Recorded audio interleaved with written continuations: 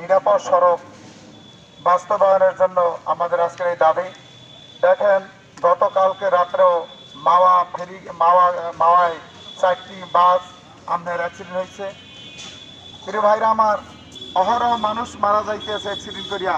আসুন, সরকারের যে নীতিমালা আছে 9 দফা দাবি সড়ক নিরাপত্তার জন্য, সেই দাবি মেনে চলি। আমাদের পূর্ববর্তী বক্তা যে বললেন যে আপনার ড্রাইভার পাশে বসে আপনার হেল্পার দিয়ে গাড়ি চালায়, এটা আমারও চোখের সামনে বাসে ঢাকা রওনা দিছি। আপনার প্রতিভা বাজে এবং গাড়ি যারা চালায় এমন ভাবে আপনি স্ত্রীর গাড়ি চালায় যে কোনো মুহূর্তে মানুষ অ্যাক্সিডেন্ট মারা যাইতে পারে, এমন ভাবে চালায়। আমি গাড়ি তুলে প্রায় বলি যে গাড়ি আসতে চালান।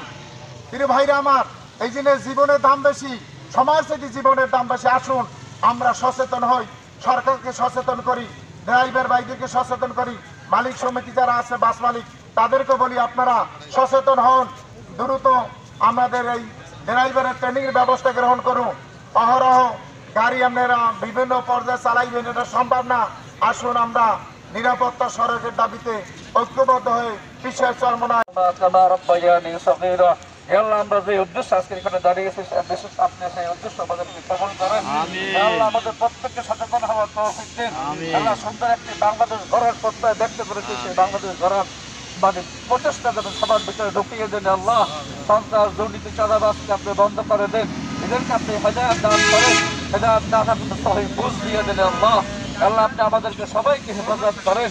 আল্লাহ গাড়ি ড্রাইভার ভাইরা, মালিক ভাইরা, শ্রমিক ভাইরা সবাইকে সুন্দর মতো গাড়ি চালানো এবং সড়ক আইন মেনে গাড়ি চালাইতে পারে সেই তৌফিক আপনি দিয়ে দেন। সড়কে যারা নিহত হয়েছে সড়ক দুর্ঘটনায় তাদেরকে আপনি জান্নাতুল ফেরদৌস নসিব করেন। তাদের জীবনের সমস্ত গুনাহ আল্লাহ তাদের আজকে সকলকে আল্লাহ ধৈর্য ধারণ করার তৌফিক দিন। রব্বির হামহুমা কামা রাব্বায়ানি সগীরা। আমিন বিরহমাতিকা ইয়া আরহামার রাহিমিন। ইসলামী আন্দোলন বাংলাদেশ ঢালকাঠি জেলা শাখার পক্ষ থেকে আজকের এই নিরাপদ সড়কের দাবিতে আজকের আমরা এখানে মানববন্ধনে দাঁড়িয়েছি। এখানে উপস্থিত আছেন আবার বিভিন্ন সংগঠনের দায়িত্বশীল কর্মী ভাইয়েরা, উপস্থিত আছেন সাংবাদিক ও প্রশাসনের দায়িত্বে নিয়োজিত প্রশাসনিক ভাইয়েরা। আসলে মানুষ আমরা শুধু বক্তব্যের মধ্যেই সীমাবদ্ধ থাকি। যদি আজকের এই বক্তব্যের মধ্যেই আমরা সীমাবদ্ধ না থাকতাম তাহলে আমাদের দেশে আজকে এত রাস্তাঘাটে এত দুর্ভোগ আমাদের পোহাতে হতো না। আমরা দেখি, আমি একটা ঘটনা বলি, গত এই মাসের 12 তারিখে আমি ঢাকার থেকে আসতেছি, এই ঢাকা ঝালকাঠি একটা গাড়িতে আমি উঠলাম, আসলে কোম্পানির নাম বলবো না। সেখানে তারা এমনভাবে গাড়িটা চালিয়েছে, সেই ঢাকার থেকে ছাড়ার পর থেকে এই ঝালকাঠি এসে নামা পর্যন্ত দোয়া ইউনুস পড়তে পড়তেই আমার নামা লাগছে। এখন মনে করেন কি অবস্থা তারা গাড়িটা চালাইছে। এরকম ভাবে আমরা মালিক যারা আছে তারাও সচেতন থাকবো যে লাইসেন্সবিহীন কোনো ড্রাইভারের কাছে গাড়ি দেব না, কোনো হেল্পারের কাছে আমরা গাড়ি দেব না। আরে ভাই, আপনার গাড়িটার তো 1 কোটি টাকা দাম আছে, আপনার গাড়িটা যদি আজকে অ্যাক্সিডেন্ট করে সেখানে আপনারও তো 10 লাখ টাকা খরচ আছে। তো সেখানে আপনি একটু সচেতন হন। আপনার একটা গাড়ির এই 10 লাখ টাকা আপনি কয় মাস ভাই ইনকাম করবেন বলেন? আমি বিশেষ করে মালিক পক্ষকে বলবো যেন আপনারা লাইসেন্সবিহীন কোনো ড্রাইভারের কাছে যেন গাড়ি না দেওয়া হয়। আর একটা কথা, সেটা হয়েছে এই ড্রাইভারদের দেখা যায় আপনার রাত 3টা 4টায় একটা গাড়ি নিয়ে ঢাকায় পৌঁছায়, সেখানে তাকে আবার 7টা 8টার সময় তাকে আবার একটা গাড়িটা নিয়ে বরিশালে আসতে হয়। এখন সেই ড্রাইভারটা যদি রেস্ট না পায়, একটু ঘুমাতে না পারে, তাহলে সেই ড্রাইভারটাকে অ্যাক্সিডেন্ট করা স্বাভাবিক ভাই। এটা তো একদম মানে মানবিক ব্যাপার, স্বাভাবিক ব্যাপার যে একটা আমরা তো যেহেতু মানুষ, ফেরেশতা তো না, যেহেতু আমাদের তো শরীরে রেস্টের প্রয়োজন আছে, আমরা অক্ষর অংশের মানুষ। যদি একটা ড্রাইভারকে 8 ঘন্টা ডিউটি দেওয়া হয় তখন সেই ড্রাইভার শারীরিকভাবে রেস্ট পায়, সে সুস্থ থাকে, ঠান্ডা মাথায় গাড়িটা চালাইতে পারে। তখন দেখা যায় মালিক পক্ষ বেশি ইনকাম, ড্রাইভার কম। ওই যে আমার এক বক্তা ভাই বলছে যে গাড়ি বেশি ড্রাইভার কম, যার জন্য তাকে ওই রাত্র 4টায় ঢাকা পৌঁছার পরে আবার ভোরে সেই গাড়ি একই ড্রাইভারের গাড়িতে আবার বরিশালে আসতে হয়। কাজেই আমরা মালিক এবং শ্রমিক ড্রাইভার ভাইদেরকে সচেতন করব যে আপনারা সাবধানে, আপনাদের তো একটা ফ্যামিলি আছে, সংসার আছে, ছেলে মেয়ে আছে, এদেরকে চিহ্নিত করে এদেরকে আইনের ব্যবস্থা নেওয়া হোক, যাতে করে যারা দায়িত্বে থাকবেন, চাকরি করবেন, নির্দিষ্টভাবে সরকারি যে দায়িত্ব আছে সেটা যেন সে সঠিকভাবে পালন করে। অনেক সময় দেখা যাচ্ছে ট্রাফিক রাস্তার পাশে বসে ঘুমায়, অথচ রাস্তায় জ্যাম পড়ে রয়েছে, এদিকে কোনো খবর নাই, যার কারণে অনেক সময় এই ঝুঁকির মধ্যে আমরা পড়ে যাই, অ্যাক্সিডেন্টের মধ্যে পড়ে যাই। এই জন্য সরকারের কাছে আমাদের উদাত্ত আহ্বান থাকবে যাতে করে আমরা সড়কে নিরাপদে চলতে পারি। এবং পাশাপাশি আমাদের একটা দাবি থাকবে, বিশেষ করে বিভিন্ন সময় আমাদের যারা ছাত্র ভাইরা রয়েছে এরা অনেক সময় পথে বসে বিভিন্ন রকম লাঞ্ছনার শিকার হয়।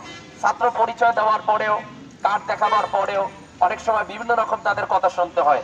তো এই জন্য আমরা যতটুকু আছে আমরা সেক্ষেত্রে দাবি জানাবো, যারা ছাত্র আছে ছাত্রদের ক্ষেত্রে যেন এই শিথিলতা যেটা বিগত দিনে ছিল এটাও পূর্ব কার্যকরী থেকে যেন ছাত্রদের জন্য হাফ ভাড়া এটা যেন নির্ধারিত থাকে।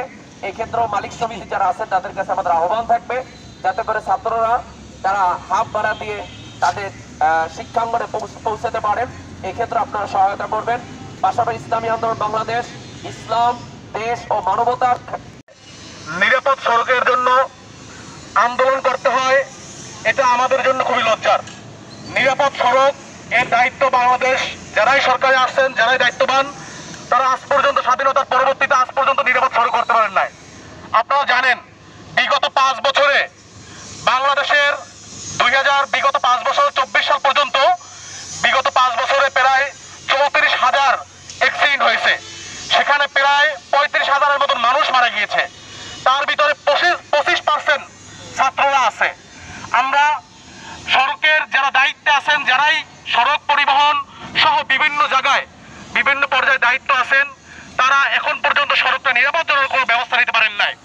এর জন্য বারবার আন্দোলন করতে হয়। আপনারা জানেন 24-এর যে গণঅভ্যুত্থান হয়েছে তার প্রথম কিন্তু সূচনা হয়েছিল এই সড়ক আন্দোলন, নিরাপদ সড়কের জন্য এই আন্দোলন থেকে শুরু হয়েছিল।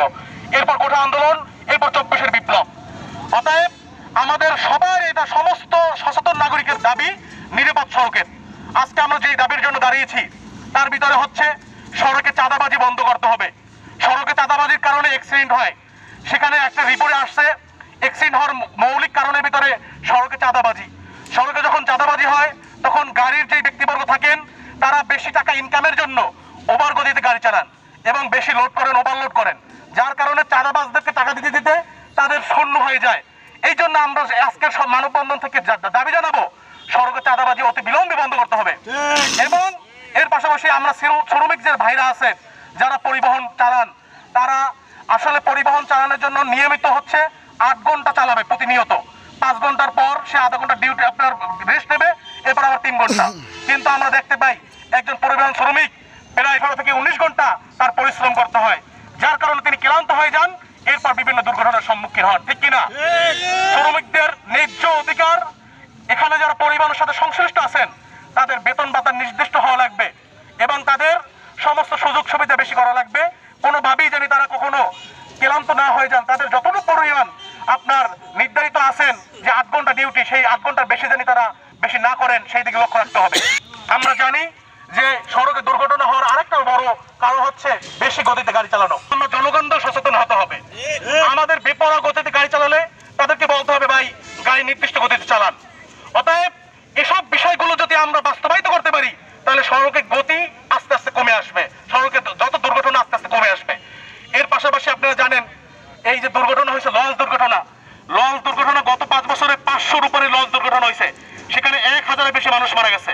শুধু সড়ক না, সমস্ত নৌযান, রেলপথ, সমস্ত কিছু নিরাপত্তার আজকে মানববন্ধন থেকে আমাদের দাবি শুধু সড়ক পথ নয়, সমস্ত রুটের নিরাপত্তার ব্যবস্থা করতে হবে এবং ট্রাফিক সিস্টেমের কার্যকরী ব্যবস্থা আধুনিকরণ করতে হবে। আমাদের ট্রাফিক ব্যবস্থা এমন যে লাইট কখন জ্বলে কখন নেবে কেউ জানে না। কখন অনেক ড্রাইভাররা আছেন তারা আমাদের সড়ক পরিবহনের আইন সম্পর্কে সচেতন নয় এবং বাংলাদেশে যতটা গাড়ি আছে তার থেকে ড্রাইভারের সংখ্যা কম, লাইসেন্স প্রাপ্ত ড্রাইভারের সংখ্যা কম। এই জন্য ড্রাইভারদেরকে পর্যাপ্ত পরিমাণ ট্রেনিং দিতে হবে, তাদেরকে সেই মান উন্নয়ন করতে হবে। পাশাপাশি সড়ক, কিন্তু আমরা এইভাবে সড়ক দুর্ঘটনার মাধ্যমে আরো কারো জীবন হারিয়ে যায় এটা আমরা দেখতে চাই না। কথা অনেক সময় কম, আমরা আমাদের কোনো ড্রাইভার ভাইদেরকেও হারাইতে চাই না, আবার কোনো যাত্রী ভাইদেরকেও হারাইতে চাই না।